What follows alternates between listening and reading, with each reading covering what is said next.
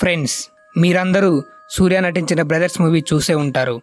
నేను ఇప్పుడు ఆ మూవీ గురించి ఎందుకు చెప్తున్నానంటే, ఆ మూవీలో ఉక్రెయిన్ అనే దేశం ఒలింపిక్స్లో ఉన్న గేమ్స్ అన్నీ గెలవాలని వాళ్ళ దేశ యొక్క ఆటగాళ్ళకి ఒక స్టెరాయిడ్ని తయారు చేసి ఆటగాళ్ళకి ఇస్తారు. వాళ్ళు మొదట్లో అన్ని పథకాలు గెలుస్తారు, కానీ మెల్లమెల్లగా ఆ అథ్లెట్స్ యొక్క ఆరోగ్యం క్షీణించిపోతుంది. పెద్ద బండరాలను సైతం ఎత్తివేసిన ఆటగాళ్ళు కనీసం స్పూన్ కూడా ఎత్తలేకపోతారు, మరి అంత వీక్ అయిపోతారు. కానీ ఇదంతా రియల్ స్టోరీ, అంటే సినిమా స్టోరీ. కానీ ఇలానే మన జీవితంలో కూడా నిజంగా జరిగితే ఎలా ఉంటుంది? ఇప్పుడు నేను చెప్పబోయే ఎక్స్పెరిమెంట్ స్టోరీ ఒక మానవుడు ఇంకొక మానవుణ్ణి నరరూప రాక్షసుల్లాగా తయారు చేయగలడు అనే దానికి ఉదాహరణ. మానవుని యొక్క నీచపు వక్ర బుద్ధి అసలు ఇంతకంటే ఘోరంగా ఉండదు అనేలా అని మనకు అనిపిస్తుంది. ఆ ఎక్స్పెరిమెంట్లో జరిగిన విషయాలు తెలిస్తే ఎవరైనా సరే హడలిపోవాల్సిందే. అసలు ఆ ఎక్స్పెరిమెంట్ ఏంటి, ఎవరు చేశారు, ఎందుకు చేశారు, ఇలాంటి మిస్టరీ ఎక్స్పెరిమెంట్ గురించి ఈరోజు ఈ వీడియోలో మనం తెలుసుకోబోతున్నాం. మరి ఇంకెందుకు ఆలస్యం, లెట్ us స్టార్ట్. అది రెండో ప్రపంచ యుద్ధం జరిగే సమయం. అన్ని దేశాలు పోటాపోటీగా యుద్ధాన్ని చేస్తున్నాయి. ఎంతోమంది చనిపోతున్నారు. ఏ దేశం కూడా ఇంతమంది చనిపోతున్నారే అని ఆలోచించట్లేదు. అన్ని దేశాల యొక్క గోలు ముందు మనమే గెలవాలి అని.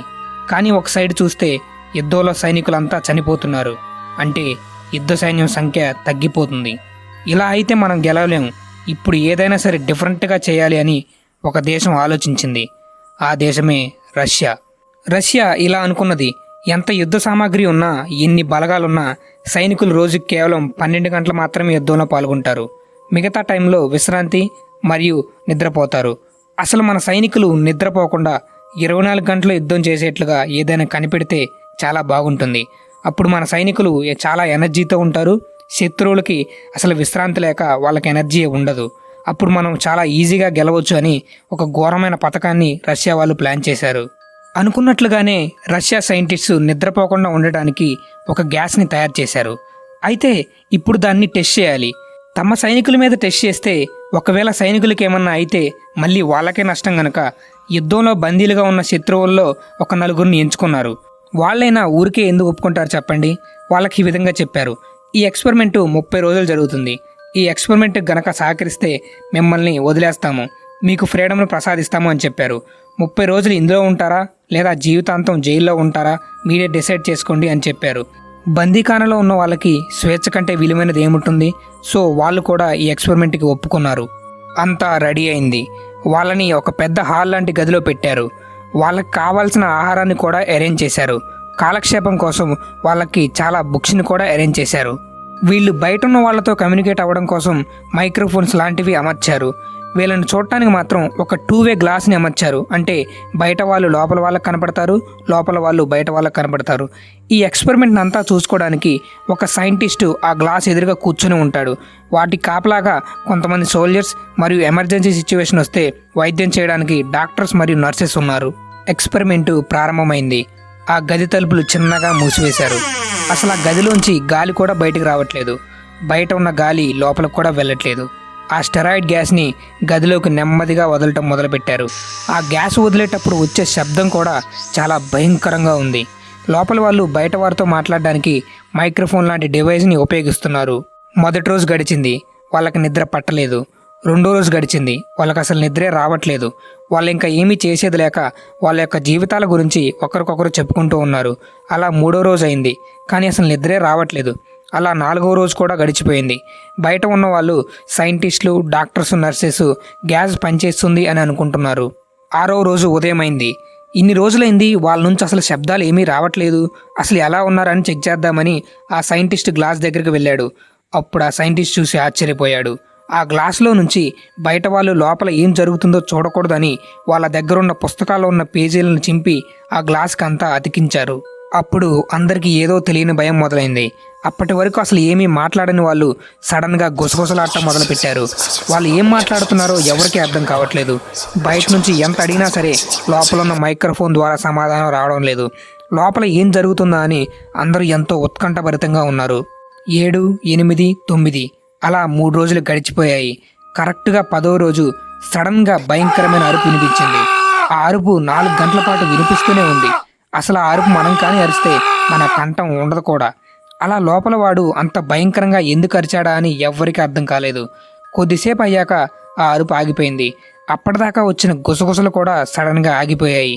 ఒకేసారి ఆ ప్రదేశం అంతా ఉసిక పడేసినా సరే సౌండ్ వచ్చేంత నిశ్శబ్దంగా మారిపోయింది. బయట నుంచి మాత్రం ఎంత అడుగుతున్నా వాళ్ళు సమాధానం ఇవ్వట్లేదు. అలా ఆ రోజు అయిపోయింది. మరుసటి రోజు ఉదయం సడన్గా ఇద్దరు వ్యక్తులు ఆ గదిలోంచి వింతగా శబ్దాలు చేయడం స్టార్ట్ చేశారు. ఏవో పరిగెడుతున్నట్టు శబ్దం చేస్తున్నారు. ఆ సౌండ్ నిజానికి ఎలా ఉందంటే వాళ్ళ గది చుట్టూ ఫాస్ట్గా పరిగెడుతున్నట్లుంది. కొన్ని గంటల తర్వాత ఆ శబ్దం కూడా ఆగిపోయింది. అసలు ఈ వింత శబ్దాలేంటి, ఎందుకు వింతగా వాతావరణం మారిపోయింది అని బయట ఉన్న వాళ్ళు టెన్షన్ పడుతున్నారు. అలా 16 రోజులైంది. వాళ్ళ నుంచి వింత అరుపులు మరియు శబ్దాలు తప్ప సమాధానం మాత్రం రావట్లేదు. సో డాక్టర్స్ లోపల ఉన్న వాళ్ళకి ఈ విధంగా చెప్పారు, దయచేసి వినండి, ఇప్పుడు మేము తలుపులు తెరుస్తాము, మీరు మాకు సహకరిస్తే మీలో ఒకరిని విడుదల చేస్తాము, మిగతా వాళ్ళు ఎక్స్పెరిమెంట్ని కంటిన్యూ చేయొచ్చు, మాకు అసలు లోపల ఏం జరుగుతుందో తెలియాలి, తలుపు తెరవమంటారా అని అడిగితే అప్పటి వరకు కొంచెం కూడా సమాధానం చెప్పని వాళ్ళు ఒక సమాధానం వినిపించింది. అదేంటంటే, ఇంకా మాకు స్వేచ్ఛ అవసరం లేదు, మేమిక్కడే ఈ గదిలోనే ఉంటాము అని సమాధానం వచ్చింది. బయట వాళ్ళు అందరు అవాక్కయ్యారు. ఎందుకంటే ఈ సమాధానం ఎవరు ఎక్స్పెక్ట్ చేయలేదు. ఏం చేయాలా అని అర్థం కాక 17వ రోజున ఆ స్టెరాయిడ్ గ్యాస్ని ఆ గదిలోకి ఇవ్వడం ఆపేశారు. తర్వాత నెమ్మదిగా ఆ గది తలుపులు తెరిచారు. చిన్నగా భయంతో సెక్యూరిటీ వాళ్ళు లోపలికి వెళ్ళారు. లోపల ఉన్న దృశ్యాలు చూసి సెక్యూరిటీ వాళ్ళకి మాటలు రావట్లేదు. ఎందుకంటే వాళ్ళు చూసింది అలాంటివి, వాళ్ళు ఎప్పుడు చూడలేదు, చూస్తారని కూడా వాళ్ళు అనుకోలేదు కూడా. ఆ గదిలో ఉన్న నీటిని బయటికి పంపడానికి ఉన్న రంధ్రాన్ని లోపల ఉన్న వాళ్ళు మూసివేయడం వల్ల అక్కడ ట్యాప్ లీక్ అయ్యి 4 అడుగులు ఎత్తు నీరు ఆగిపోయాయి. ఇక్కడ ప్రాబ్లం ఏంటంటే అవి నీళ్ళైతే ప్రాబ్లం ఏం లేదు, కానీ ఆ నీళ్లు రక్తంలా ఎర్రగా ఉన్నాయి. ఆ నీళ్ల మధ్యలో ఎక్స్పెరిమెంట్ సబ్జెక్ట్స్ అయిన ఆ 4 కూర్చొని ఉన్నారు. వాళ్ళకి ఎదురుగా వాళ్ళలో ఒకడు చనిపోయి శవమై ఉన్నాడు. వాడి శరీరాన్ని అంతా చీల్చి వాడు పేగులన్నీ బయటకు లాగేసి బయట పడేసి చూడటానికి అసలు ఇది మనిషి శవమేనా అని అన్నట్లుగా ఉంది. ఆ 4 శరీరం అంతా రక్తంలో నిండిపోయింది. వాళ్ళ శరీరాన్ని వాళ్ళే చీల్చుకొని ప్రేగులను తెంపుకొని బయట పడేసి వాళ్ళ చేతుల్ని కాళ్ళని వాళ్ళే కొరుక్కొని తిన్నారు. అలా తెగి పడేసిన ప్రేగులను కూడా వదలకుండా తిన్నారు. ఎముకలన్నీ బహిరంగంగా కనపడుతున్నాయి. వాళ్ళ చెస్ట్ మీద ఉన్న చర్మాన్ని చీల్చుకోవడం వల్ల ఊపిరితిత్తులు బయటకు కనపడుతున్నాయి. ఇంత ఘోరాన్ని చూశాక కూడా సెక్యూరిటీ గార్డ్స్ వాళ్ళను బ్రతికించాలని బయటకు తీసుకెళ్ళడానికి ప్రయత్నించారు. కానీ వాళ్ళు మాత్రం మేము రాము అని చెప్పి సెక్యూరిటీ వాళ్ళతో గొడవపడి ఒకరిని చంపేశారు కూడా. వీళ్ళకి అసలు ఇంత బలం ఎక్కడి నుంచి వచ్చిందో ఎవరికీ అర్థం కాలేదు. 20 మందికి సమానమైన బలం వాళ్ళ దగ్గర ఉంది. వాళ్ళని చివరగా పెద్ద బెల్ట్ సహాయంతో హాస్పిటల్ బెడ్ మీద తీసుకొచ్చి పడవేశారు. వీళ్ళకి ఆపరేషన్ చేస్తే బ్రతుకుతారని చెప్పి డాక్టర్స్ అనుకున్నారు. వాళ్ళల్లో ఒకడికి డాక్టర్ ఆపరేషన్ చేస్తుండగా వాడు డాక్టర్ వైపు చూస్తూ ఇంకా కొయ్, ఎస్ నాకు ఇదే కావాలి అని అంటూ గట్టిగా అరుస్తూ చనిపోయాడు. మిగిలిన ఇద్దరిని ఆ గదిలో పెడితే మళ్ళీ ఏం జరుగుతుందో అని సైంటిస్ట్ వాళ్ళని మళ్ళీ గదిలోకి పంపమన్నాడు.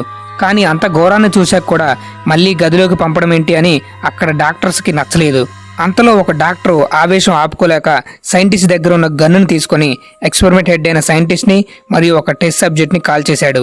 అప్పుడు ఆ డాక్టర్ మిగిలిన ఒక టెస్ట్ సబ్జెక్ట్ని ఇలా అడిగాడు, అసలు మీరెవరు? అప్పుడు ఆ టెస్ట్ సబ్జెక్ట్ ఇలా అన్నాడు, మేము ఎవరా? మీలో ఉన్న బయటపడని మృగాలం మేమే. స్వేచ్ఛ కోసం ఎంతో ఆశగా ఎదురు చూసేది మేమే. కానీ మీరు మా స్వేచ్ఛని చాలా వంకర బుద్ధిగా వాడుకుంటున్నారు అని ఆ మాట వినగానే ఆ డాక్టర్ వాడిని గన్నుతో కాల్చేసి చంపేశాడు. ఇది friends Russian sleep experiment mystery. మీలో ఇప్పుడు చాలామందికి ఇది నిజంగా జరిగిందా అని సందేహం వచ్చుండొచ్చు. నిజానికి ఇది అబద్ధమా నిజమా అని ఎవరికి కరెక్ట్గా తెలియదు. కానీ ఇంటర్నెట్లో మాత్రం ఇది నిజమే అని చాలా స్టోరీస్ ఉన్నాయి. నన్ను అడిగితే ఇది అందరూ ఒక ఫ్యాంటసీ హర్రర్ స్టోరీ అని అనుకుంటే చాలా మంచిది. సో ఫ్రెండ్స్, వీడియో కనుక నచ్చినట్లయితే దయచేసి లైక్ చేయండి, కామెంట్ చేయండి మరియు షేర్ చేయండి.